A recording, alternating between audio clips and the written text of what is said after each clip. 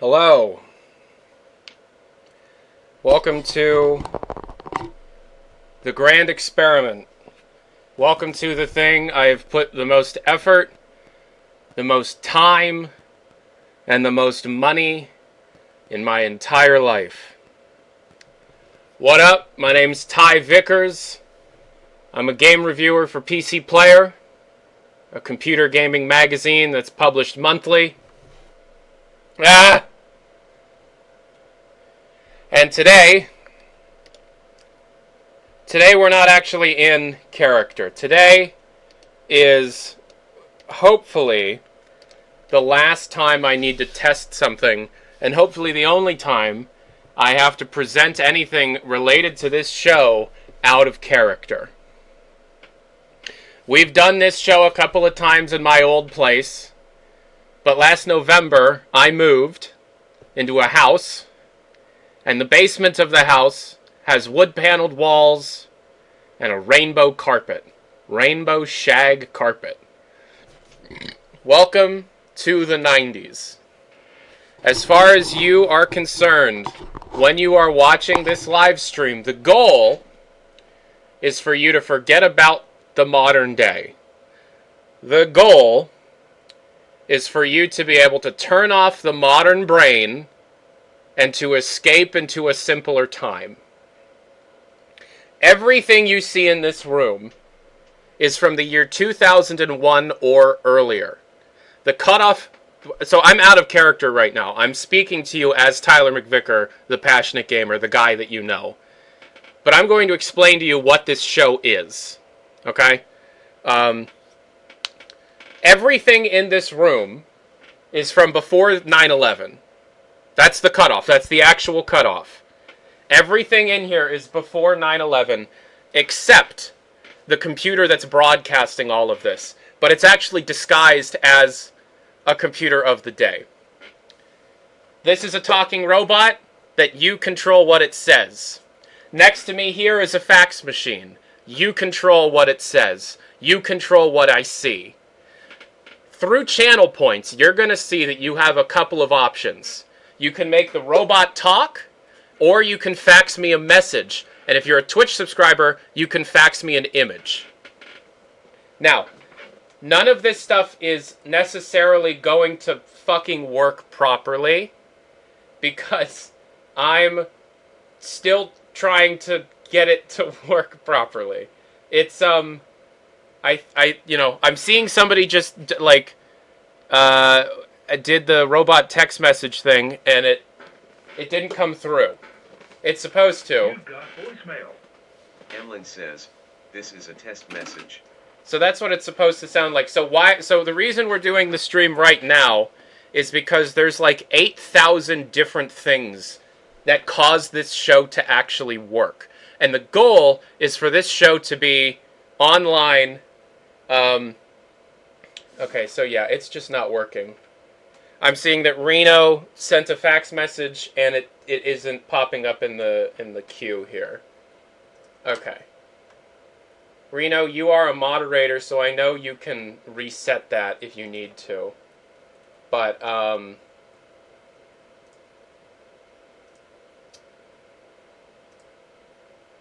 yeah, so... It's telling me when people follow. So that's the point of today's stream. I need, just give back whatever points need to be given back, because that's not the point of today's stream. The point of today's stream is to make sure that this shit actually works. Okay? So for example, Twitch here, I have it all set up right here in front of me. Channel points, enabled. Send a fax message. Yes, enabled. Sub only. Yes. Okay, and then if we move over to Twitch, and I send a fax message of my own. This is a test. I redeemed a fax message. Did it show up? No, it did not. Okay, so I'm going to reset the logins to these things because it isn't coming through. It's showing me when people follow the channel. That means that's working.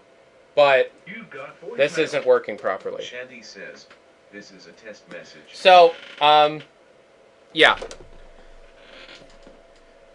This is hopefully the only time we have to do this, but we're probably going to be here a couple of hours. There is also a landline telephone. A landline telephone with a real phone number that you can call into the show. This is real. Okay? I'm not giving out the phone number just yet. There's a couple of people out there that have the phone number. Obviously, if this show gets bigger, we're going to have to come up with a different way of distributing a phone number, because otherwise it's just going to be nothing but racial slurs. Yeah, the TTS robot doesn't work. Why doesn't it work? I don't know.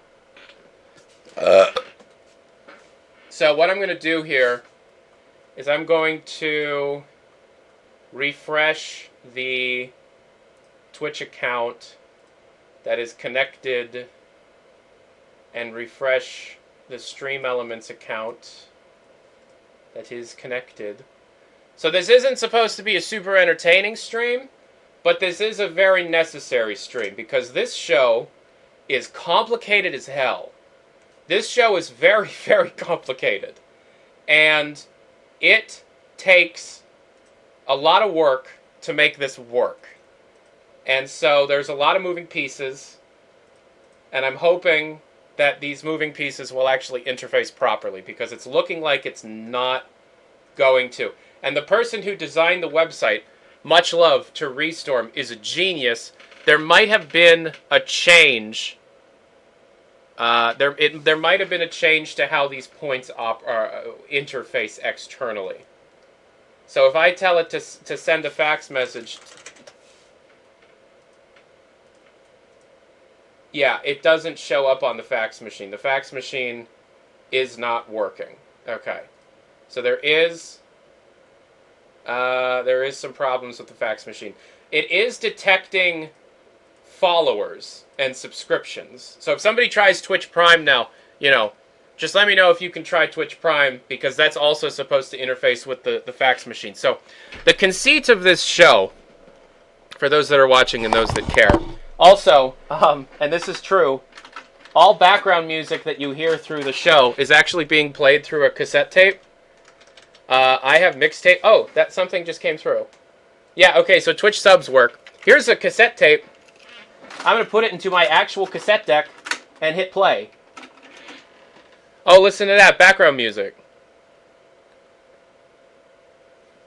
I made this mixtape 2 hours ago.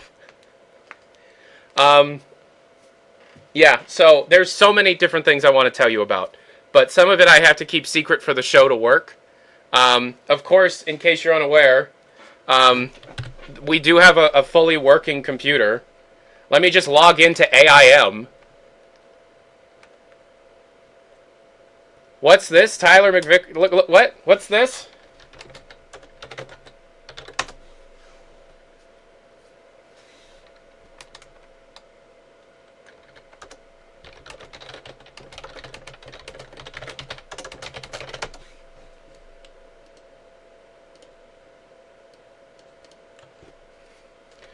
What's that? We got AIM running again? What's that? AIM, a thing that's not existed in years? It's working? And longtime subscribers that pass a certain threshold will be able to be added to my character's buddy list? What the hell? I'm not kidding. This is real? This is a real thing? Like actual AIM? And then let's just go online. What's this? I'm actually online, but it's the past. I'm actually online, but it's the MFing past.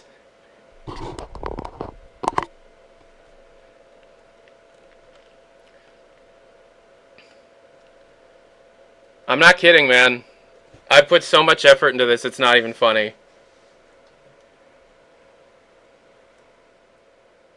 Yeah, so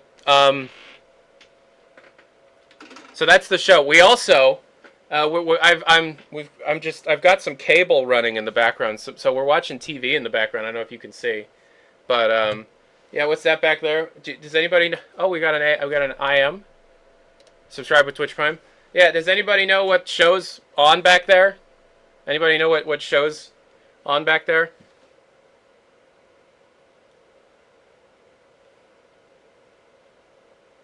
Yeah, it's Courage the Cowardly Dog. Oh, what's this? A secondary camera that I control changing with my fucking toes?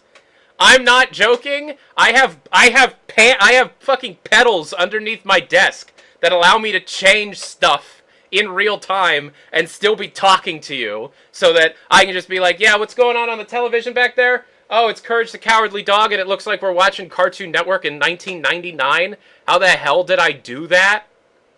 How did I do that? Like, seriously, how did I do that? All right, Reno, I know you have the phone number. Can you give me a call?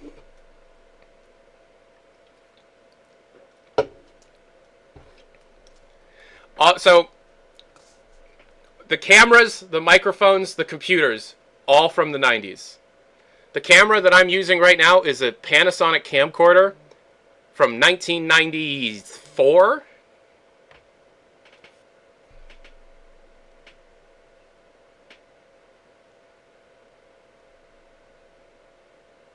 Oh, okay, so some people are telling me that the text on screen is unreadable. Like the text, the internet text is unreadable. Yeah, that's by design. It could be much clearer. In fact, I'll make it clearer. It's purposeful. Like, it's literally purposeful.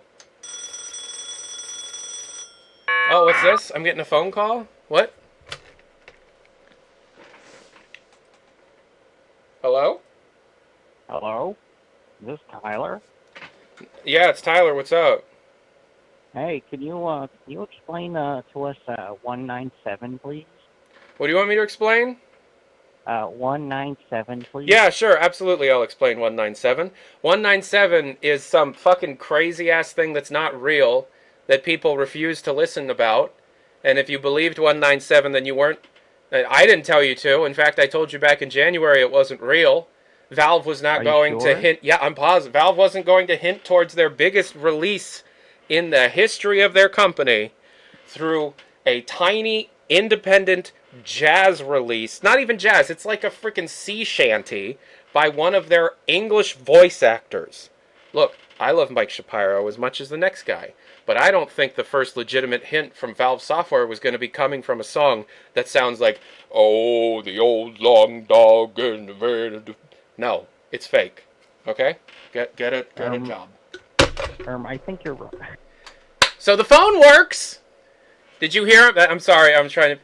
So what do you think of the... How's that sound? Could you hear the person on the other end? Could you hear the person on the other end? That squished aspect... Yeah, so that's actually messed up on my end. Hold on.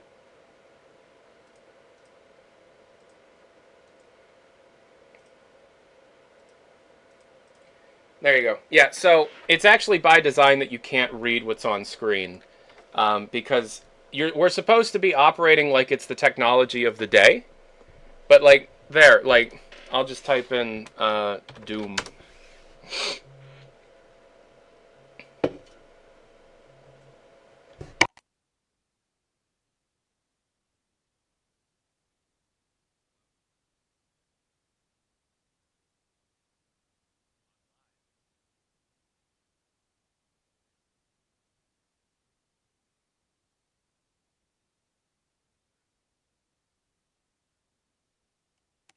Can you read it a bit better this way?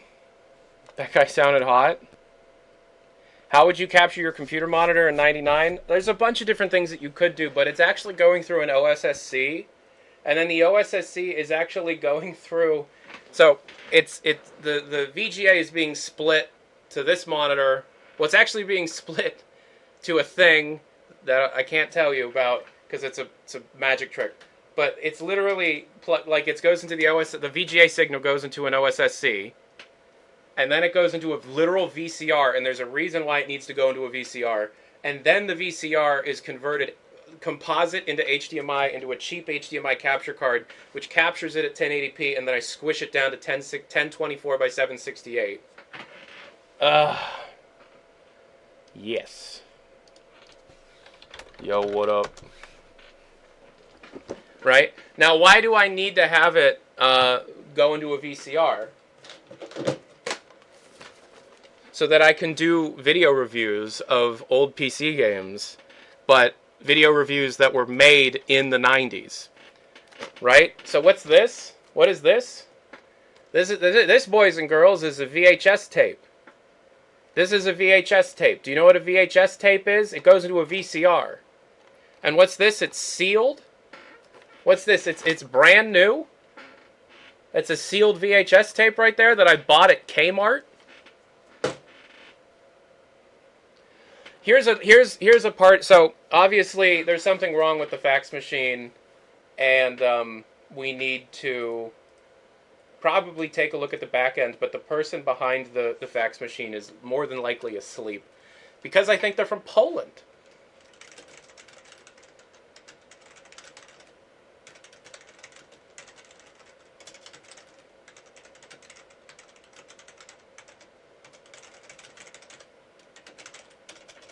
But I want to show you a little parlor trick that I have set up.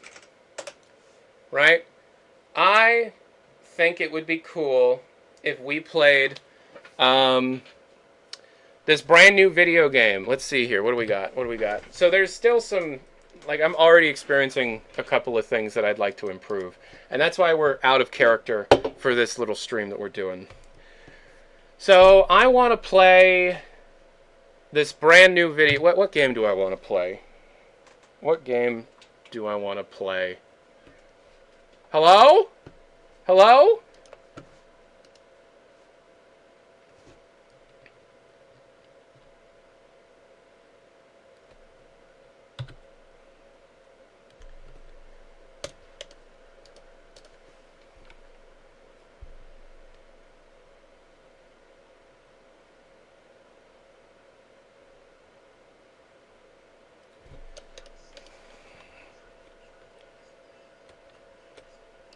It's really loud.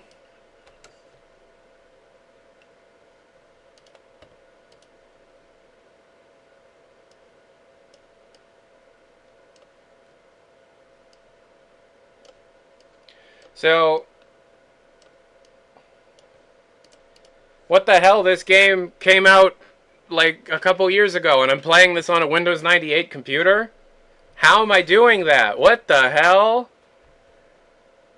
So, I'm still looking at this computer in front of me. I'm still playing the computer in front of me. So as far as the viewer is concerned, I'm still playing this on my Windows 98 computer. But if I hit quit, then you'll see that this is actually a Windows 10 PC. And if I push this button with my toe, then we go back to the Windows 98 PC. So that's a fun trick that took ages to figure out how to do seamlessly. So rewards aren't working. I'm not sure why. But yeah, look at that. Now we're back on Windows 98. So that's a trick that I can do. And so what we're going to be doing is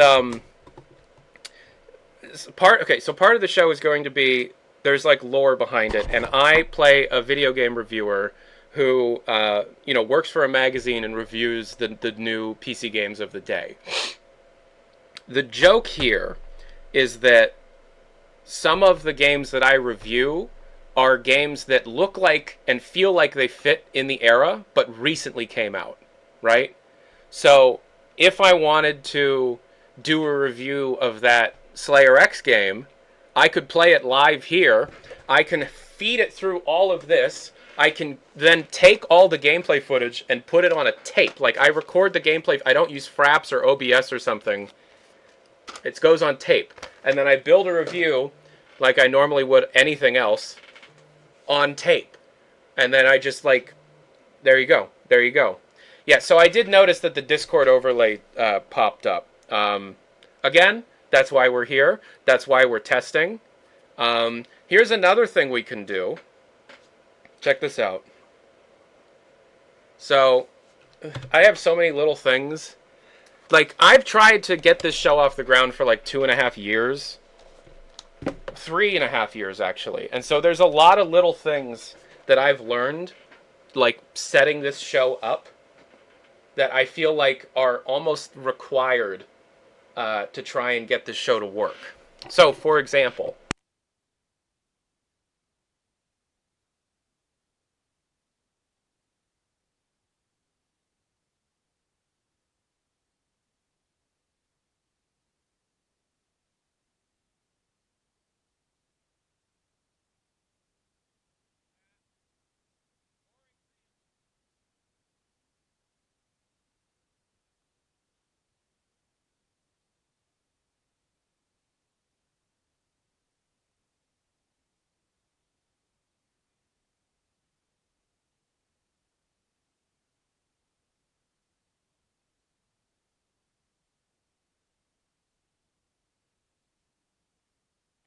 Okay, so you're supposed to be able to hear me through the camcorder microphone, but I don't think it's coming through. Can you hear me through the camcorder microphone?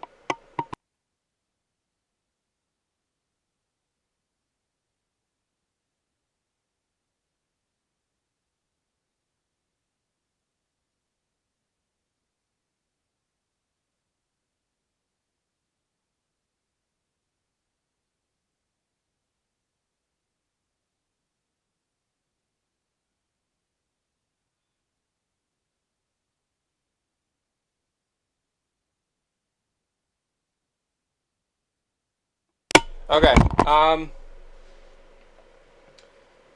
the wiring for that, is that plugged in properly? There's like 8,000. Okay, so this is why we're doing this stream right now.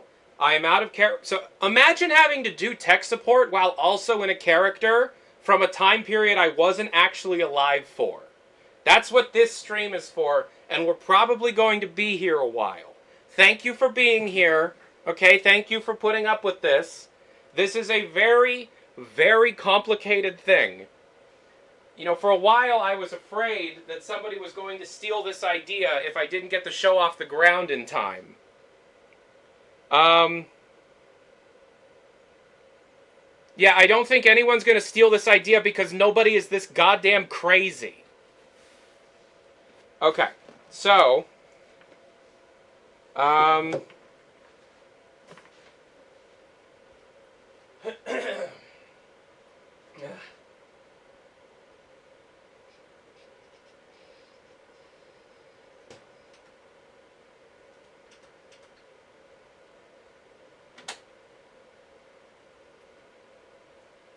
so it doesn't necessarily have to just be a PC show. But I'm sure as hell not going to capture card my television directly in there if I can just do that, point the camera at it, and make it look really, really aesthetic. Okay. So why is the camcorder audio not coming through? Let's see here. So right here is the microphone. That is going down here. That goes there. This goes into here. This goes here. That's audio. That's video. Right. Okay. So that's audio. That's video. Okay. We're gonna. Dude, if you could see what it looks like underneath my desk here, you would go fucking nuts. You would go insane. You would go insane. Ah! I think that did it. No. Okay. So then that gets sent as HDMI, and then the HDMI goes in here. Alright. I can't see chat right now, so. Alright. Sound control. Ah! Yeah, so that's what that should be, and it's not detecting anything.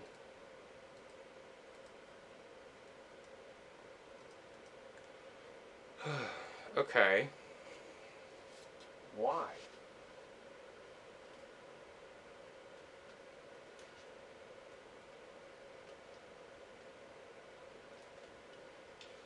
Camcorders, everybody.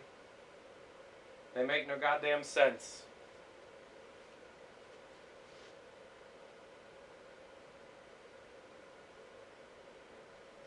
How did you find the camera? eBay. Bought on eBay. You see, I had this working earlier, and now it's not working, and that's the story of this fucking show. Okay. So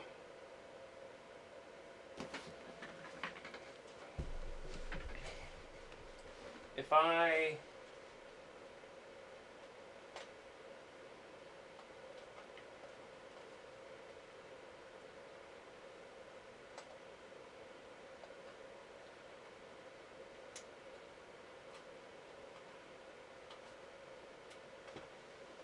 Alright, changing out some cables. I have so many cables, you have no idea. Hi! Can you see me? Can you see? No, it's a blue screen now. Why is it? Oh, that's why it's a blue screen now. Dumbass Tyler. Why would they be able to see you if you took out that cable? How are we doing? Thank you for being here. I need people to be able to watch this so that I know you can, like, respond to things.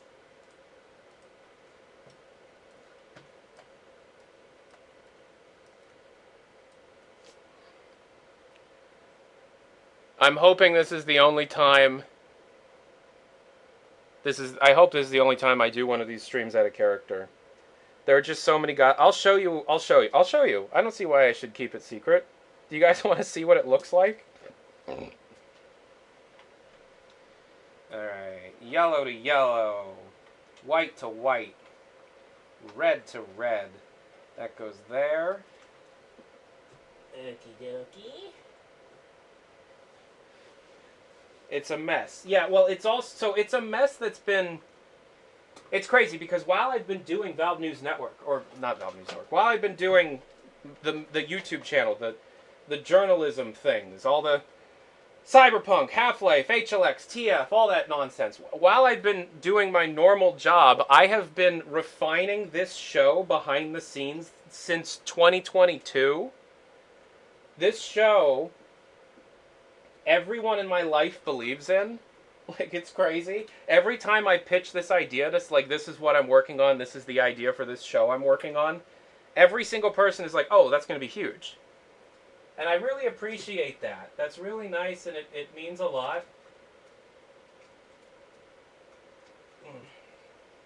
It means a lot to hear that. There we are. Okay. So the cabling was replaced there. You know, it could literally just be that the microphone does, but I tried it before and it worked.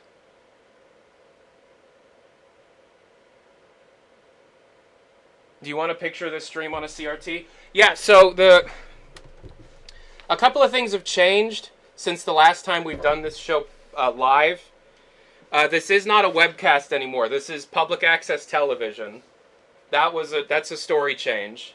I changed the character's glasses. You know, character's glasses are different. I'm wearing what's the guy's name? Ted Bundy? The other one? These are George Costanza glasses, but also that serial killer, the cannibal serial killer wore these. Dahmer, yeah. So these are Jeffrey Dahmer glasses. Yeah, so this is public access television. This is WHNO Cleveland, which is a made-up public access station. Video capture device, output, direct sound. You see, there is audio coming through from the PC. I'm curious, though, like... Oh my god, oh, I'm so stupid! Okay, that's why. I didn't need to rewire it, I just needed to change an OBS setting. God damn it!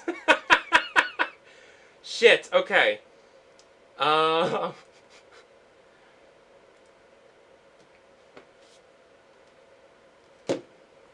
You see, because I keep looking at the PC audio thing, but then I realize that's not the PC audio. That's an 1/8-inch cable coming from that Windows 98 PC getting split 5 ways to a bunch of different things, going through a cleaner. I have 2 different audio cleaners because of all the ground noise, and then that goes into the computer directly through the line in on the sound card on the Windows 10 computer that runs this show.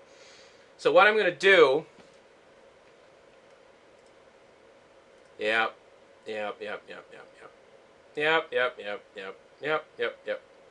So that is this. Yep.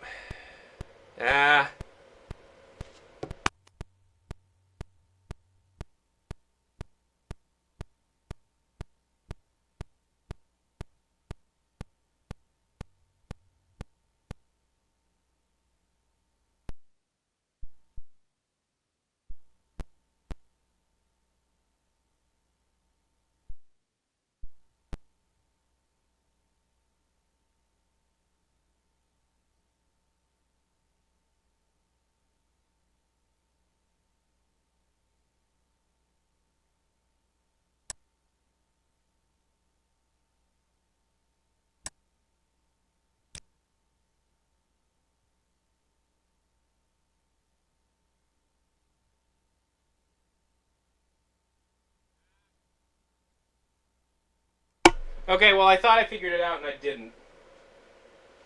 Ah! Another good test would be to see if the other one can do this. Yeah, if it were a normal person, they'd fake all of this. I'm not a normal person, for better or for worse, my friend. If I was willing to fake all of this, this show would be operational years ago. This is not fake, and I want to give you a tour of what this room looks like. Okay? Because you're just supposed to see it from this angle and that angle, and it's specifically set up so that anything that is not of the time period is hidden. Right? Okay. So, here's a test.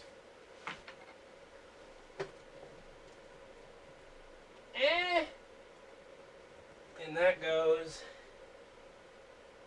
Do you guys want to, like, do you even care what it actually looks like?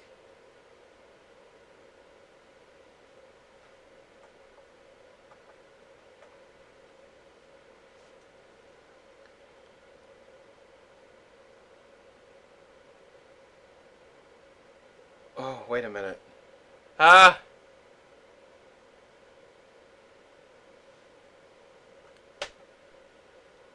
Okay, hold on. But it's not coming through. Right? It's not. Okay. Hold on. So this captures the thing, but it's not. I'm curious though. Like.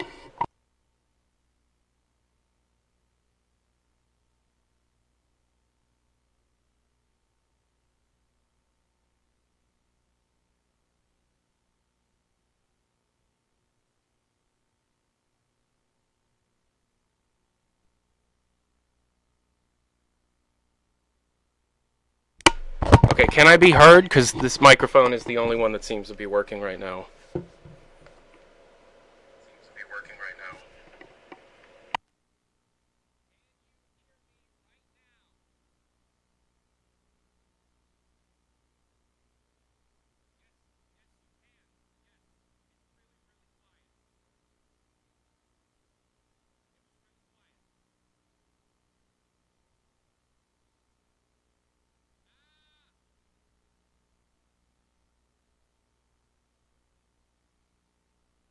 Okay, I'm running the stream on my... Look, an iPhone. I'm running the stream on my end, and yes, it's very quiet. Okay, so it is working.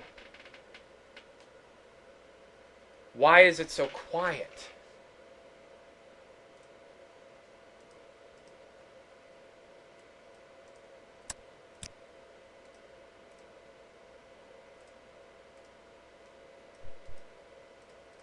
Ah!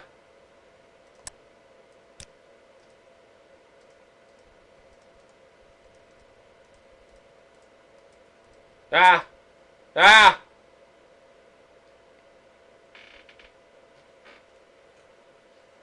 There's still some pieces, by the way, that aren't set up properly.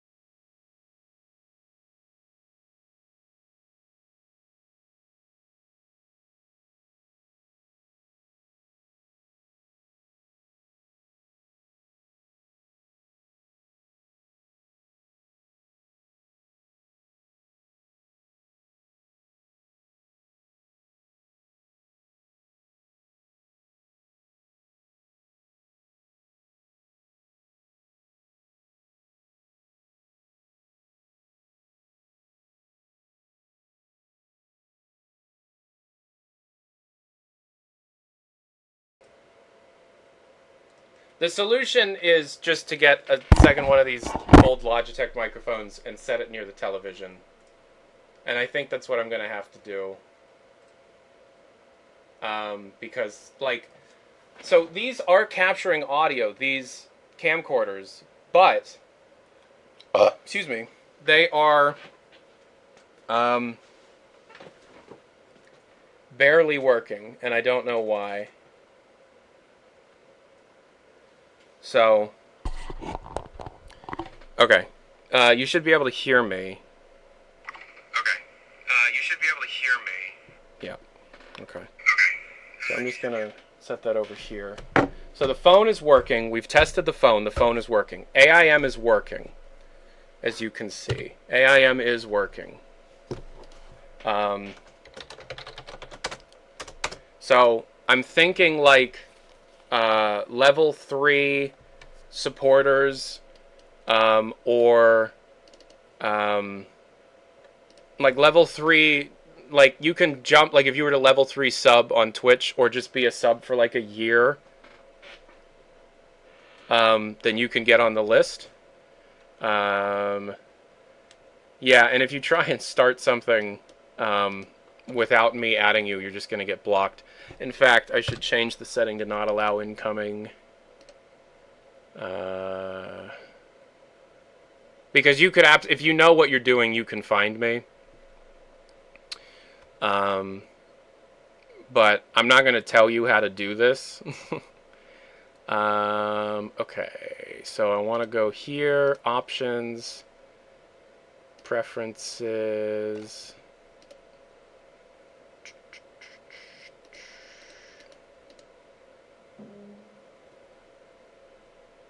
Yeah, block all incoming chat invitations. Yes. Okay.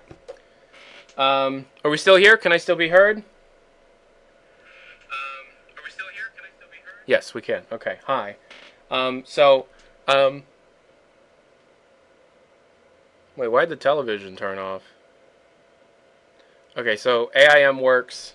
You know, if you try and like, I add you to the. So obviously for security reasons, I add you to the buddy list. You don't get to add yourself to the buddy list. That's how that works.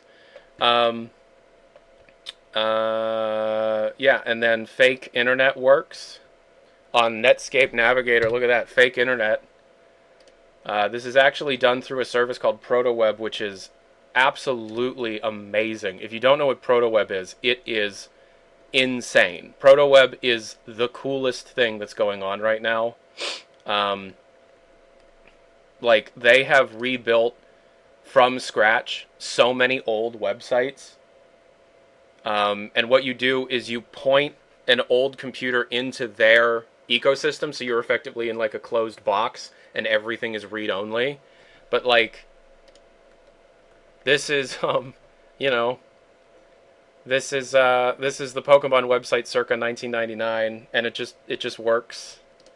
You know, you can play old classic RuneScape. I don't think this works on Netscape though. You have Shoutcast that works, so you can actually listen to online radio, but that'll get copyright. I mean, I can show you. Like, I sometimes listen, like while I'm working down here, I sometimes just turn this on. So like, I'll go to the 90s category here and see what's on getting played. None of this actually. This is the thing. None of it actually looks like 90s. Oh, that's 90s, but that's British 90s. Who wants to listen to Robbie Williams? So I usually just put on drum and bass.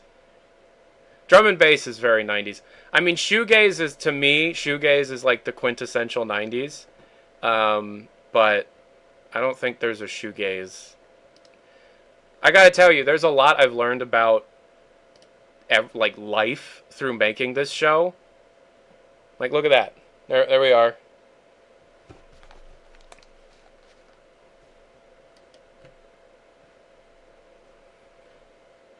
Online radio works through Winamp. Right? That's not D&B though.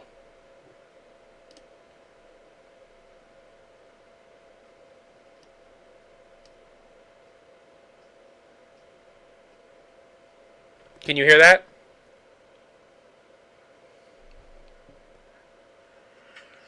Yeah, you can hear that.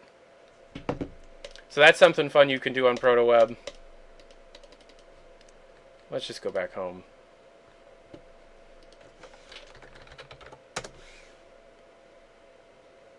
Winamp. It really whips the llama's ass. So, Yeah, I mean, we can go on to what it was, Rocket Snail Games. Like, we can go to the full index of websites. There's so many there's 11,000 websites that they've rebuilt, like old ass websites. Like there that datejesus.com. It's Jesus's dating profile.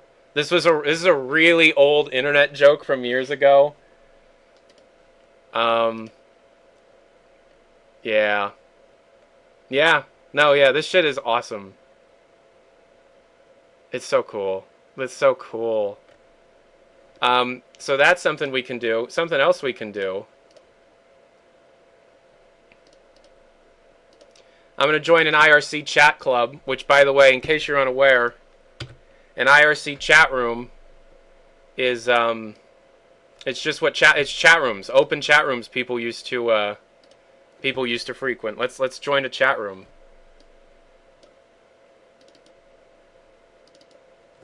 Let's join a chat room. Let's see what's going on in this chat room.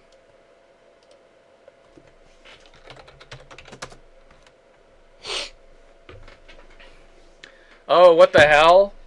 What the hell? Tyler, what did you do here? What is this? Hi, this is Ty from 1990X. Look at that. Do you know how long this... It's so simple. So here's the secret. Twitch chat is built on old IRC standards, right? All Twitch chat is this, but built into Twitch. And you can hook into it and make it run with old IRC clients. So I can have my Twitch chat be a part of the show in lore. So every once in a while, I will check the IRC to see what y'all are up to. And it's the Twitch chat, right? So look at that. Look at that. So I can just be like, let's check the IRC. And it's my way in character to check the Twitch chat, right? Because I can't have my phone. I can't actually have the Twitch chat open somewhere else. So it needs to be in universe. It needs to be in lore. That's the solution. This is a build of MIRC from 1998, interfacing with my modern Twitch chat. And it also allows me to talk to y'all directly from the computer. Isn't that fucking sick? Isn't that sick? This took so long to figure out the first time I did it, too. Yeah. So that's another thing we can do. We've got AI, and again, like, people don't seem to really understand. We have AIM working again. We have AIM working again. AIM was shut down over a decade ago, and we have AIM working again. Reno, send me a message. Prove it. We have AIM working again. Yeah. Look, it's the 90s. Right? And this is an old-ass computer. This is a Dell Dimension from 1999 that I am running all of this through. It took years to figure out how to do all of this. I have reinstalled Windows 98 at least 150 times because I kept breaking it, trying to figure this out. And there's still a bunch of stuff I don't know how to do, but I've learned a lot on how to make this as easy as possible. And again, we have a working landline telephone that viewers can call into the show with. The problem is that it's one phone number, and I have to pay before each show to change the phone number, right? So it costs $15 to change the phone number each time.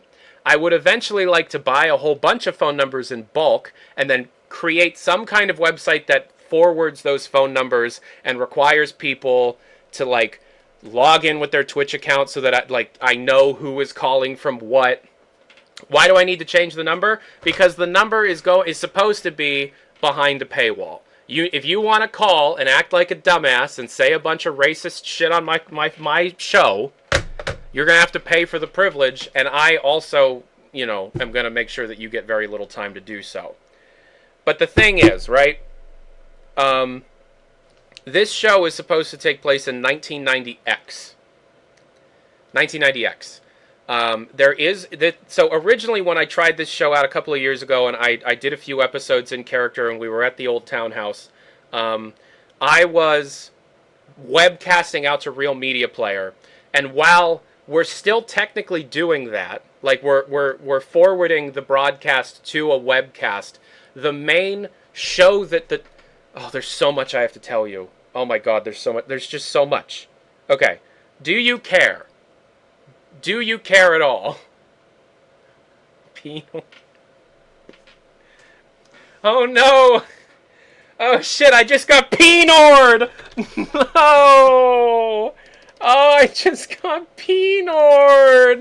No! Do you care? Do you want me to tell you a little bit about what's going on here? Okay. So, this is the core of the show. This is the crux of the show. Let me put on some music here. So, this is the mod tracker playlist. I'm not going to explain what that means. If you know what mod tracker is, then you know what this tape is. Oh no! I'm getting hacksaw! No! Stop! Okay, so this is my mod tracker playlist. This is a cassette tape. I have another cassette tape over here. This is my drum and bass cassette tape. I'm serious. I am going to put this cassette tape into a cassette deck. The cassette deck is plugged into the microphone port on a Sound Blaster Live 1024, the model right before the Sound Blaster Live 5.1, that is then plugged into my Windows 98 2nd Edition Dell Dimension PC, that is then outputting to a splitter, so it goes into these headphones and into this computer, into the line in, that is then broadcasting that audio directly out through OBS. I don't know if it's drummer, bass, or jungle. I don't know. I don't know. You tell me. I'm going to put this is a Type 2 cassette that I recorded with Dolby Noise Reduction S. And then I purposely play it with Dolby Noise Reduction turned off so you can still hear the hiss. Okay.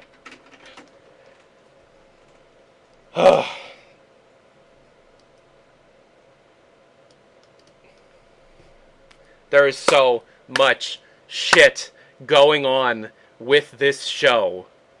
I'm so excited to get it off the ground, and I am positive that when everything is working, like properly, this is going to be the biggest thing I've ever done. A place for people to be able to escape from the current reality and for a little bit just kind of role play like it's the past, where things were simpler and things were like a bit less chaotic and stressful, and we're all just kind of like in the past. That's the point. That's the point. That's the point. That's the point. Is just it's escapism in its purest form. That's all this is. But it's the most insane form of escapism, because my goal is that if you don't know who I am, and you're scrolling through TikTok and you see a clip from this show, you have no idea that it was filmed in 2025. As far as you know, this was filmed in 1999. That is the goal. And I have worked so hard to make it so that this is as true to form as possible. Right? Okay? So, I'm hoping against hope, this is the only time I'm ever out of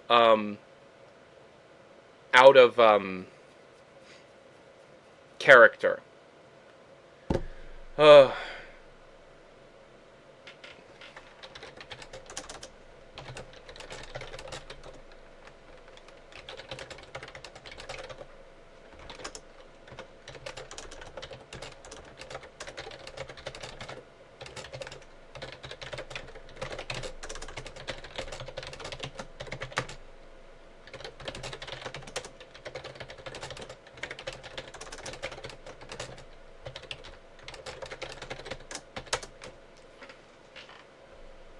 Okay, so I just got a message from the lead dev of the server replacement, and so I have a feeling that they just like use their admin privileges to send me a DM while we're live. And that's fine, but if there isn't a way to control who is capable of messaging me because my username is right there, then we can't use the AIM server. And that's a disappointment. You're just some random guy? Yeah, okay.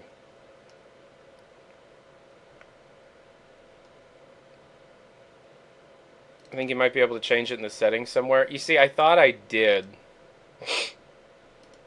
No, I know you're not bothering. I know you're from the server, or you're like, as it currently stands, the people that are using the replacement server are just buds. But I know that we're at.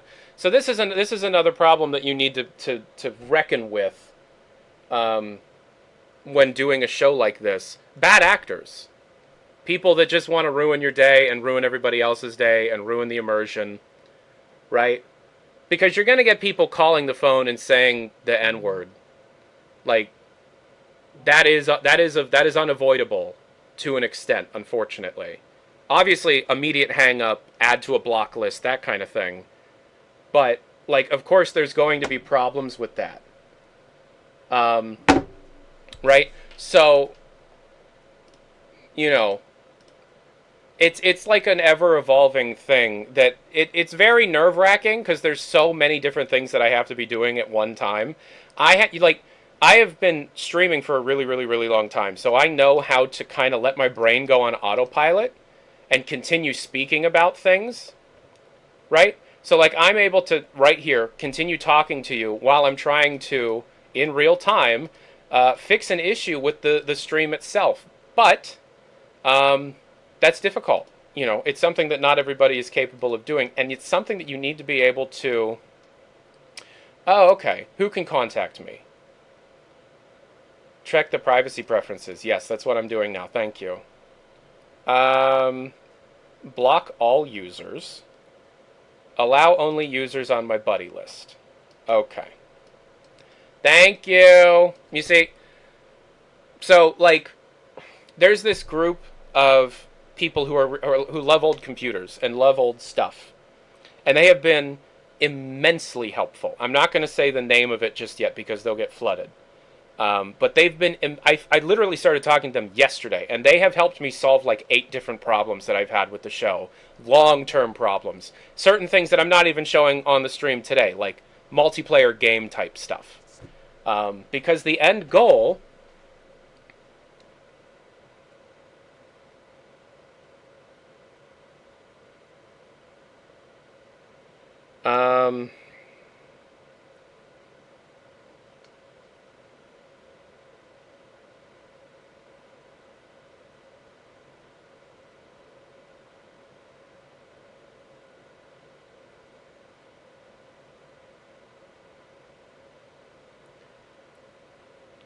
There are multiple people who are really into this. I want to give a shout out to Curse Silicon in particular for opening my eyes to a lot of different solutions to problems that I've been having with this show.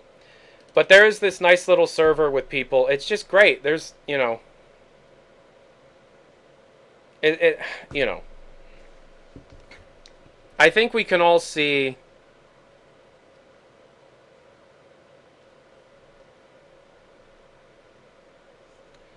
I think we can all see the value in something like this. I mean, I can see it.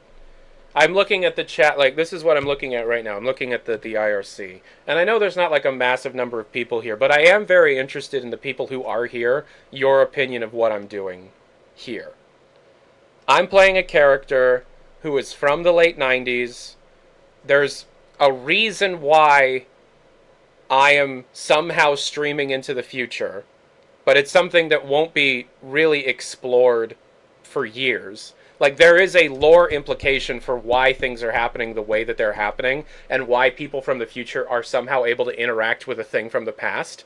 But that's, like, really far into the future. But it's something that I've already thought of. I've spent the last 3 years building this.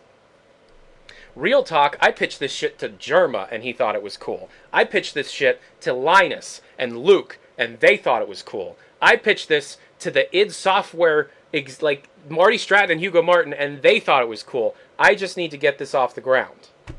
So this is so okay. So this whole bit, all of this, heavily inspired by Germa, hugely inspired by Germa, and like the lengths that Germa goes to for a bit. But the point is, if you didn't know any better, you would think that this is an archival recording of something. Do you know what I mean? So let's just imagine that you're recommended this thing on Twitch, or you see a clip of it on TikTok. As far as you know, this is an archival recording from the late 90s. The mic quality is too good, you need to make the mic worse. The mic is supposed to be bad, but I can make it worse.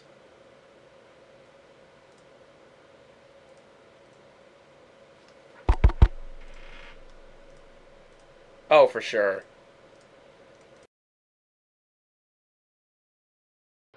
Hello?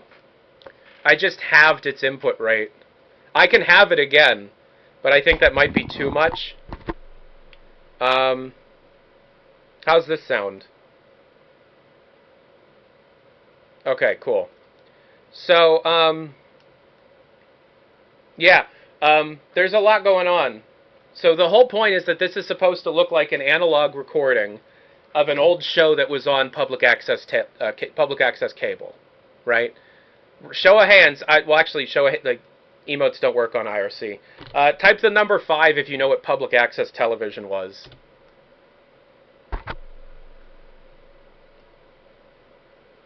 Right. So this is supposedly a public access television show that is partially funded by a fictitious magazine that I work for. Right?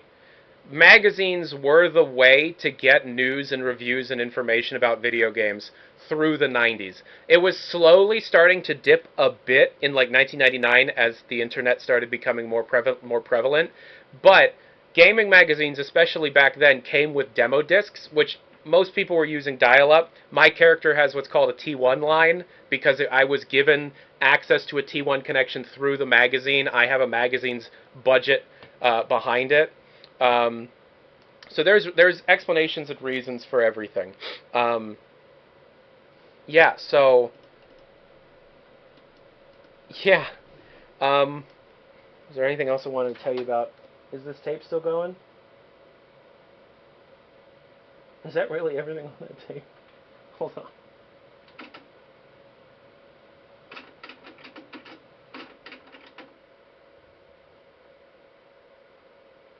Oh, there you go.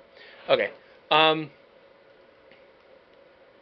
But I like how people get into the immersion of it, and I like how people roleplay with it. But I also like how some people try and break the timeline. The most popular thing that has happened from this idea so far is a clip of somebody calling me and somebody warning me about Harambe, right? And that clip got like 300,000 views on TikTok or something. And so obviously that's something that people really enjoy as well, is people trying to break the timeline, people trying to warn me of future events. Now obviously, like, I've done maybe 15 I've done maybe 15 episodes of this show on and off for the last 4 years. I have had at least one person every show call me and warn me about 9/11, right? That isn't funny anymore. That was funny the first 2 times. But that's not, like, how am I supposed to play that off? How am I supposed to do that? What am I supposed to do with that? Now, warning me about Harambe, that's hilarious, right? There was another guy who called pretending to be Vince Gilligan and trying to, like, get my opinion of a show idea that he had, which was Breaking Bad. And the gag was, oh, this sounds fucking insane. That show would never work, right? Because he's just like, yeah, there's this guy, Mr. White, and he's got a student, Pink Man, and they make meth. And my character's like, what? And I just hang up on him, right? Fun stuff like that is fun. Monica Lewinsky's already happened in my timeline. Yeah, so it's a shame that the fax machine isn't working. At least with the Twitch Point redemption stuff isn't working. But You've got mail. I'll show you. This is working. So, like,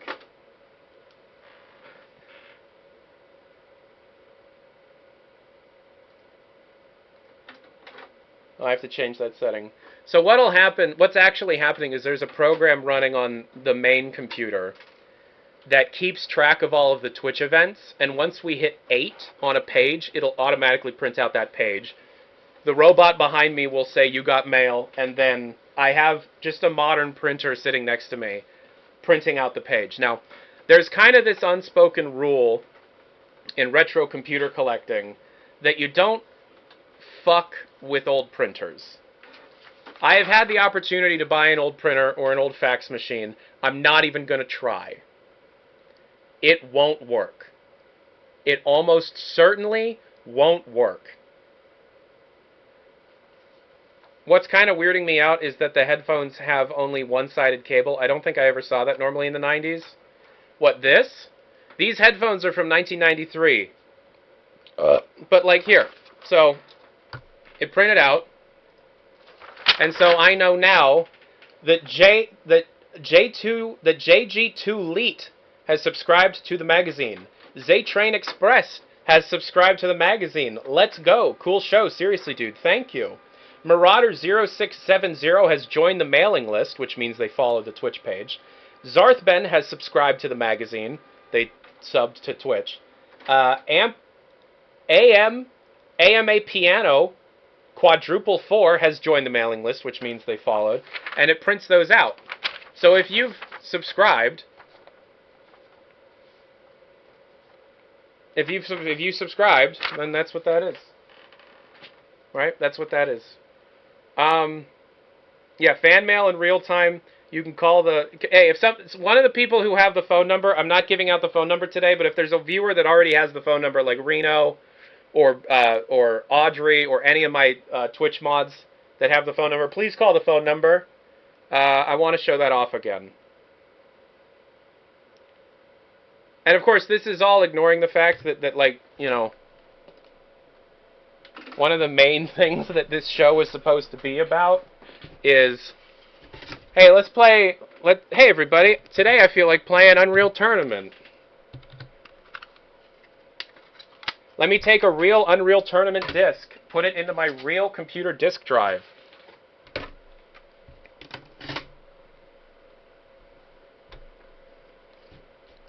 Let's load up Unreal Tournament.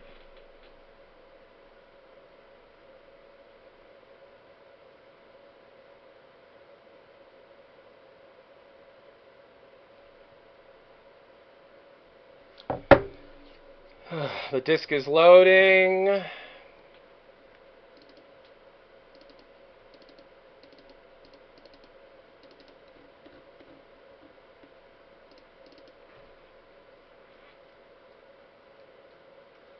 Oh, yeah, I think you need to be following the Twitch page for like 24 hours for your stuff to come up.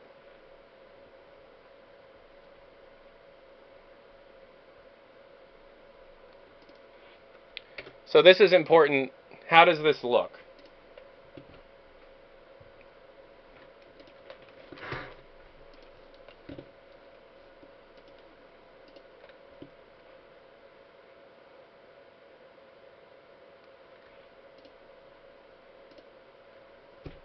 So here we go. Let's play Unreal Tournament for a second so you can see what this is like.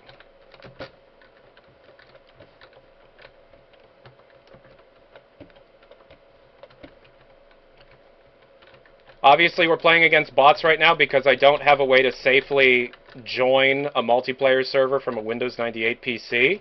Eventually, we will have a sandbox network for this, and we're currently working on that.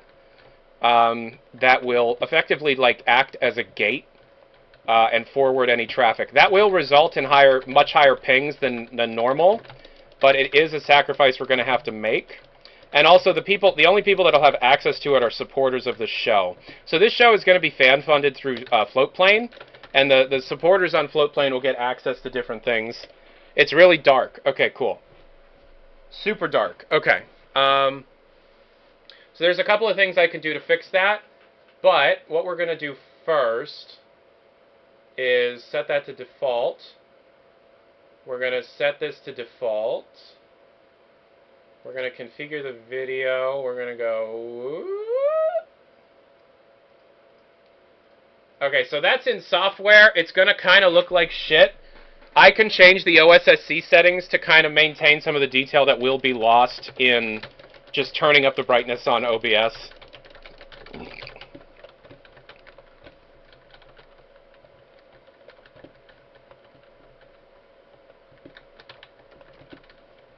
But I am using a Microsoft IntelliMouse wheel and a Microsoft Natural Comfort Keyboard Pro, circa 2000. The mouse is actually from the year 2000 because for this show to work it needed to be USB. There is one model of Microsoft mouse that is both ball, it's a ball mouse, but it's also still USB and has a mouse wheel. One. And I real talk, LGR had to tell me about it. LGR was the one that not only told me about it, but sent me a link to an eBay listing so I can get it. Yeah, so pretty much everything that I'm doing with this computer will have some sort of exploit if it was just opened up onto the open network. Which it's not. It's sandboxed on its own switch and router. But of course, you still have to be really careful with it, so pretty much everything that I do is read-only except for AIM. But that's on a closed network. Like, it's forwarding to its own network that I am close with the administrator, and we're also switching over to an entirely closed network that actually requires a Raspberry Pi to like network through. Yeah, so like network security is very, very important, and it's all about like the impressive level of immersion, right? The fact that it needs to be like, well, of course this isn't happening in modern day. That shit doesn't work anymore, right? But it is. It's like, oh, but I can somehow communicate with this guy in the night. Like, that's the whole point. Like, oh, he's somehow on the internet. He's somehow messaging his friends using AIM. He's playing old Unreal Tournament servers. Like, that adds to the authenticity of what you're seeing, but it's also a risk. Right? So how does this actually look now that we're actually, I turn the brightness up? How does it look? How does it sound? Do things need turned up? Do things need turned down? This is what the point of the stream is. I need you to be very critical about it. Because this is the kind of stuff that if I'm in character, we can't get the same level of feedback on. Right? Can you hear the game audio, but is it level with my microphone? Desktop is quiet. Okie dokie. We can fix that. Yeah, game audio is quiet. Okay, so what we're going to do...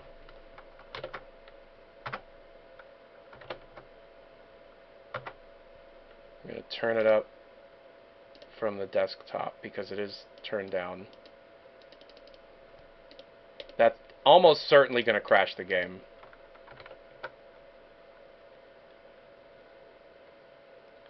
Your mic absolutely needs some kind of limiter when you talk louder.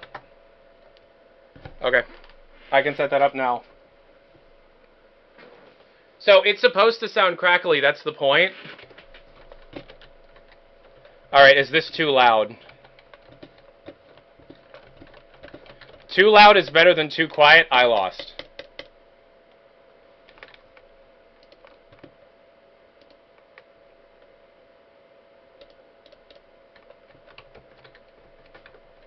The crackly is like there's supposed to be some level of crackly on the microphone. That's kind of part of the the vibe of everything. Okay, it's now a bit loud. Okay, good, because I can now turn it down from the game.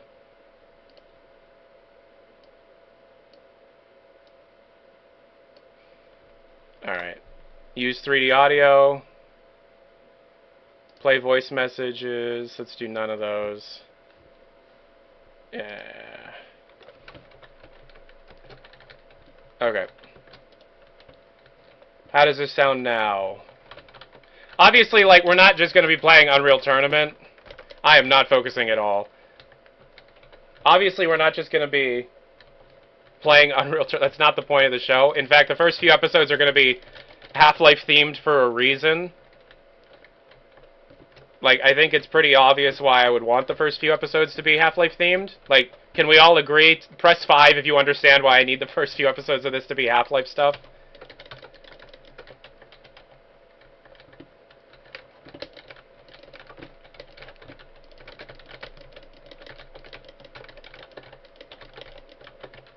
Okay, so,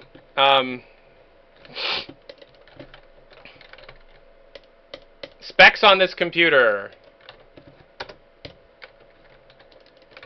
It's a Pentium 3 1000, which is not necessarily period accurate, but I wanted something that fit this slot that had a bit more overhead than I needed. So it is a Pentium 3 1000 running at 1 gigahertz. I did replace the cooling. It is using modern cooling solution, like thermal paste and all that. The graphics card is an NVIDIA Quadro 2, the workstation card, because it is from like the correct period of time, but it's also incredibly fast, and it's also got a lot of headroom for overclocking. And the card is overclocked. I repasted everything. I actually bought a new fan for it. That took a while to source a new fan for a fucking NVIDIA Quadro 2, but I found one. Oh, dude, this show has been so much fun to work on, but it has been such a headache at the same time. And it is so cool that I can, like, actually talk about it and show some of this work off. Yeah, so this show takes place in 1990X. There is no real period of time that this show is taking place in. And that's on purpose. I don't want it to be, like, strict.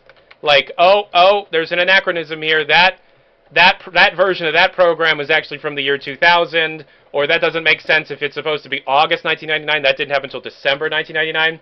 So the show takes place in 1990X, which can be literally any point in time from mid-1997, summer of 97, all the way to 9/11. That is on purpose to give me some freedom. It is not a specific date. It is a specific vibe. This is supposed to take place in the late 90s, and the late 90s ended after 9/11. It takes place between June 97 and September 2001. I specifically want to have some freedom in 2001 because there are some games that people kind of associate with the 90s PC gaming scene that aren't from the 90s. Alright.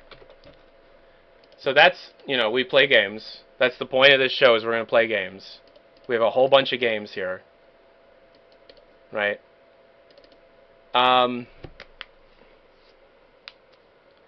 When we call in, will we sound bad on the phone? Yes, that's the point. I'm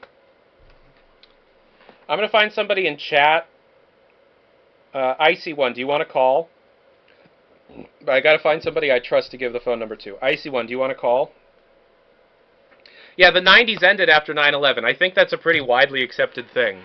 The vibe and the dream and like the relaxed attitude of the 90s ended at 9/11. Absolutely. I think we all kind of agree with that.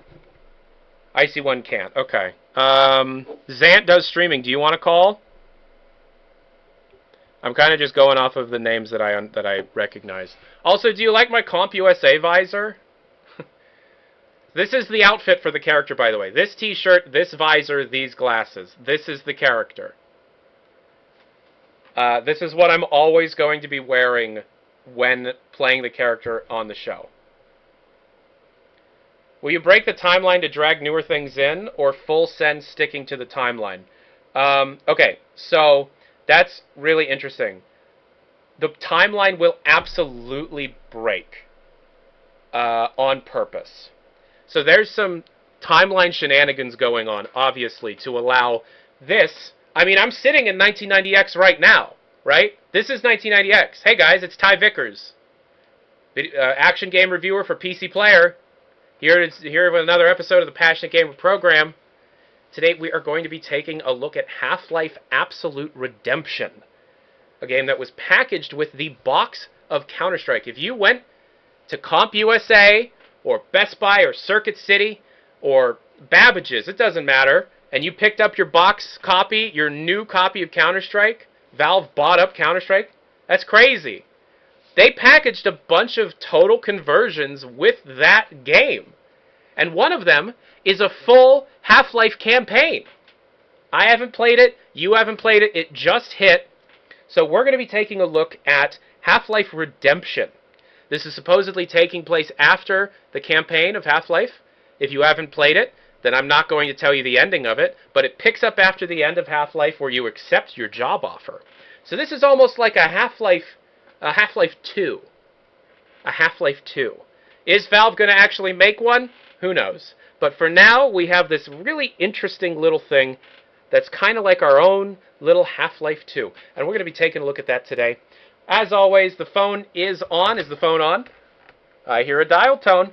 Go ahead and call in if you want. Remember, subscribers to the PC Player magazine get access to the phone number. So if you have the phone number, feel free to call. The fax machine is on. Michael! Michael, are you doing okay? Michael's here to talk to y'all if you need to. And I'm here to be able to answer any questions that you have. So if you have any questions for PC Player, any questions about the future of the video games market, let me know. But we're here to take some calls. We have a phone call here. Hello? Hey, Ty. How you doing? Hey, who's this? This is Reno. How you doing, bud? Is this Reno?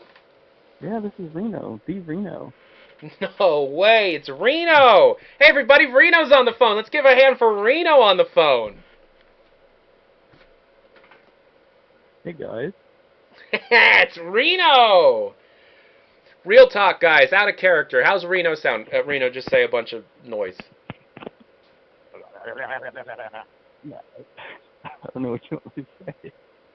Reno was just eating a butthole there. You're going to need to brush your teeth. Tad quiet, but we can hear him. I can turn Reno up. Why would I brush my teeth after that? Because you've been eating butthole, man. Don't be doing that. I like the flavor particles. My God. God damn. Okay. So Ty, yeah. Can you tell me, like, where did this all start? Did you always want to do this as your job, or were there any other ambitions that you had? Well, what part of my job do you mean? Well, everything. Just, tell me from the start. Okay, well, I mean, I was born in 1972. This was before, computers were really readily available. This was before the Apple II. When I was about 6 years old, I begged my parents to be able to buy an Apple II. We didn't end up with an Apple II. We actually ended up with a Commodore VIC-20. I don't know if anybody remembers the VIC-20. We had a VIC-20. And I learned basic programming through a book that I got at the library. We subscribed to this magazine, and you used to have, do you remember, like this, before demo discs, they would put the program in BASIC printed out, and you had to type it in, and there's no way to save it unless you had, like, the cassette deck. I didn't have that. But if you, like, made one mistake in the program, you had to type it, it wouldn't compile, you'd type it all over again, but you'd play, like, Checkers or Space Invaders. Because I just remember, like, when I was a kid, I loved pinball and arcade halls. And when it was like Space Invaders was, 77? And I was like 7 or 8. I just was blown away by what was happening. So then Atari comes out with the VCS, and we couldn't afford that. But we got a computer. I told my parents it was for, like, it would be good for schoolwork, and I'd be able to build something out of myself with it. And so they actually did buy me a computer. And I learned how to basically program a little bit. I built some of my own games. Absolute terrible games. But it was through that I met a bunch of other people. By the time I was like 13, 14, I had a D&D party, but we were all really interested in computers. At that point, the NES was out. At that point, we were all using like Commodore 64 machines. And I had a friend that had an Amiga. Anyways. So magazines were kind of a big deal. I went to college in 1990. Graduated from high school in 1990, and I went for like electrical engineering because computer science wasn't really a thing yet. But in the electrical engineering path, they taught you some, there was some stuff related to programming and all that. But I was actually able to test out of the programming stuff because I had spent so much of my time learning how to program instead of playing like soccer or whatever. But I had to pick a minor, and I didn't really know what to do for a minor. So I was just kind of shopping around for a minor. There was a girl that I had a crush on that I was looking for a reason to talk to, and she was in the journalism department. So I decided specifically just to be able to talk to this girl to minor in journalism. That's a true story. So I was taking these journalism classes so that I could talk to this girl that I thought was cute. You know, 10 or so years later, I'm a head writer at a games magazine, and I haven't spoken to that girl since, like, I think 1991. So I only got into journalism. I only got into writing in order to impress a girl. But, you know, I always loved computers. I always loved games, whether that was board games or Dungeons and Dragons, but I was obsessed with computers. And I love computers, and I love technology, and I love seeing where technology is going. And with the rise of the World Wide Web, it's really, really cool to be able to communicate with people from all over the world. And you find out that, like, you know, the barriers that you're told exist in the world don't really exist because we all love computers. We all love technology. And so, you know, I wouldn't... So, like, when I was a kid, no, I didn't think that I was going to be hosting some public access cable television show, taking phone calls from strangers, you know, reviewing other people's video games. I thought I was going to make my own. And I tried for a little bit to get a job at Interplay, but to be completely honest, I'm glad I didn't do that because they are currently falling apart. So, I hope that answers your question, you know. That's my story. Yeah, I mean it does. It just confirms that you're just a big old nerd. Yeah. And, I think honestly, what we need to see more of are just a bunch of the a Big Boopa. So can you just show more Big Boopa, please? I'm sorry. What? Big Boopa. Big Boopa? Yeah. What's that? Big Boopa. I'm so sorry, man. I don't know what that is. I want to keep the line open, though. Of course you don't. Yeah. Okay. Are you all right? Yeah, what's up? All right, cool. Yeah, that got really weird. I'm sorry. Like, I've spent much of my time playing video games and reviewing them and interviewing people in the industry. I don't really get to learn the new like jargon or slang or whatever. I'm too busy talking about like banquet turkey dinners and like playing on Team Fortress and stuff. So. Oh yeah. So I don't know what that was, and because I'm a professional and because this is representative of a bigger company, I'm always a little wary of like, oh, is what you're saying kind of politically incorrect? Like, political correctness, No. That's a whole conversation we can have separately on if it's important or not, but when you're working in a professional setting, you kind of have to take it seriously. So I don't know what you were asking of me. I'm sure it was fine, but it made me uncomfortable, and I hope we're good. Oh yeah, we're good. Have a good day. Yeah, you too. Thanks for calling. Yeah. All right. Peace and hair grease. Thank you for watching, and thank you for calling the Passionate Gamer program, and I hope you call again one day. Bye-bye. Bye-bye. So as you can see, I'm able to slip in and out of the character pretty easily, and I have a full backstory for who my character is. Reno, thank you for playing along with that. But as you can see, Reno tried to say it like Reno asked me to show off my big fupa. Now, modern day 2025 Tyler knows what that is. Why would a guy from 1990X know what that is? So, being able to play off of what the people are calling and asking about in a way that doesn't give the game away is very difficult. Here's a fun part. I improv'd most of my backstory just then. That was taking bits of John Romero's backstory, Tim Kane's backstory, Josh Sawyer's backstory, and just like making that up. Oh, you said Big Booba. Whatever. So that was just me showing off what the show is kind of like. That's what the show is kind of like. So, yeah. So welcome to the program, guys. Welcome to this. I'm hoping to do an episode of this at least once every 2 weeks. I would like to do it every week, but there's a lot of like extra stuff that goes into it, because I need pre-recorded segments to cut away to, and then the whole like 3 to 3.5 hour show then needs to be edited down to about 45 minutes and put up on the main channel. So, yeah, how does that feel? How does this feel? What would you do? Like what's your vibe on this?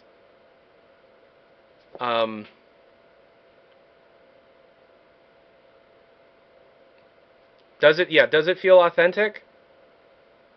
Okay. So the whole point once again is that I am a means to an end. I'm a means to escapism, if that makes sense. My goal is to make everybody feel like this is real and you are somehow able to interact with the past.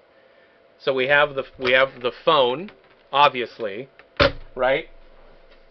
We have the fax machine. We have Michael back here. We have AIM, literally AIM, working again. We have this IRC, which is actually the Twitch chat, but it looks like an IRC chat. So there are like many different ways for the audience to interact and interface with me, right? And the past, right? Like, again, any background music that I play during the stream is on a fucking cassette tape. They are mixtapes that I have to make specifically for the show, right? The computers that we're running are from the time. They're from the day.